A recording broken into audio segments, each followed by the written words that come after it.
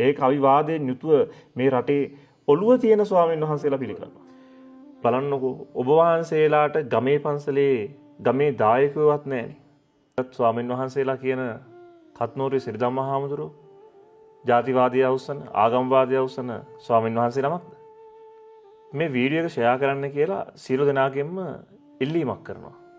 පින්නතුනි ඔබ දන්නවා මේ දිනවල බොහොම ලොකු අමාරුවක් අල්ලලා තියෙනවා අපේ රටේ ලොකුයි කියා ගන්න කැමරාවලට රූපවාහිනියට ගිහින් විවිධ නාලිකාවන් ඔස්සේ ගෞරවනීය මුළු ලොවක් ධර්මයෙන් සනසාලන පූජ්‍ය කත්නෝරුවේ සිරිදම්ම ස්වාමින් වහන්සේට අපහාස කරමින් උන්වහන්සේගේ දේශනාවට අපහාස කරමින් අනුශාසනාවට අපහාස කරමින් ලාංකික බෞද්ධ හදවත් ඒ වගේම අබෞද්ධ ඒ හදවත් වලට පහරක් ගහන්නට ගොඩක් ස්වාමින් වහන්සේලා එකතු වෙලා ඉන්නවා.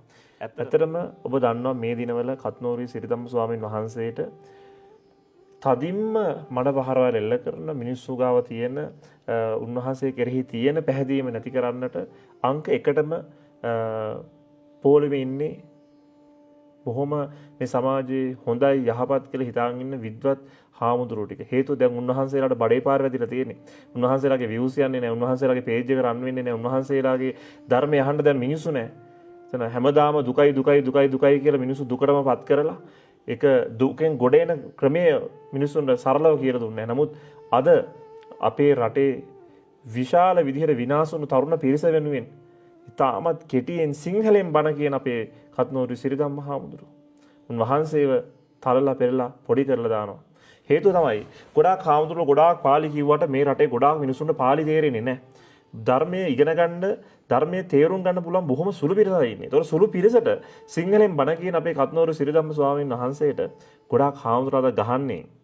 ගොඩාක් හාමුදුරුවෝ තමයි මේ පෙරහැරේ යන්නේ ඉස්සරහින්ම. ඇත්තටම ස්වාමීන් වහන්සේලා ගැන ගොඩක් හරි විලිලැජ්ජයි.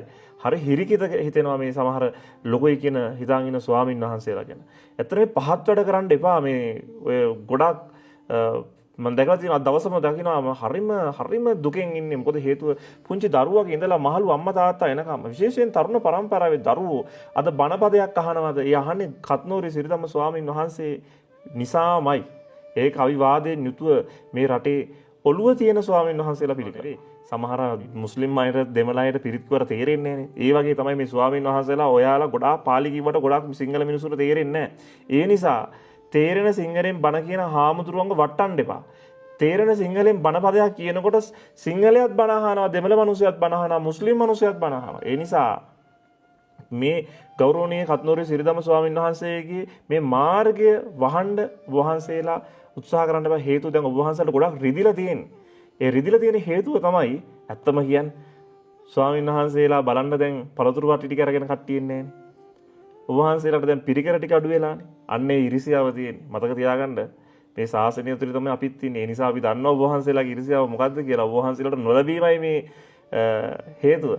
ඒ නිසා ඔබ වහන්සේලා කොතනක හරි ඉඳගෙන බණපදයක් අහනකොට ඔබ වහන්සේගේ පන්සලටම ඇවිල්ලා සමහරක් විට ඔබ වහන්සේ කරන්නේ මේ කතා කරන්නේ අද කත්නෝරුවේ සිරිදම්ම හාමුදුරුවෝ ගැන ගමේ දායකයෝ කතා කරන්නේ. ඔබ වහන්සේලාට තියෙන ඇලර්ජික් එකක්. ඔබ වහන්සේලාට තියෙන ඉරිසියාවක්, උහකකමක්.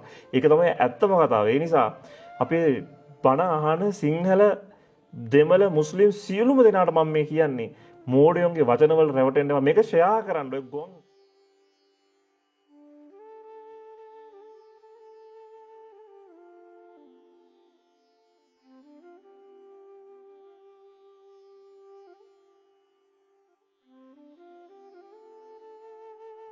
තවත් ලංකාවාසී ලෝකවාසී බොදු නොබොදු සියලු ජනයාට ධර්මයෙන් අනුශාසනා කරන ඔබ වහන්සේට ශක්තිය, ධෛර්ය, වාසනාව, ප්‍රඥාව ලැබීවා.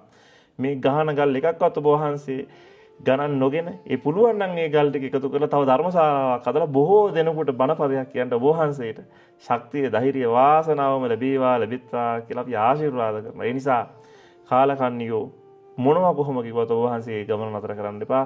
බණ අහන එකත් නතර කරන්න එපා. ගිහි පින්වත් පිරිස තෙරුවන්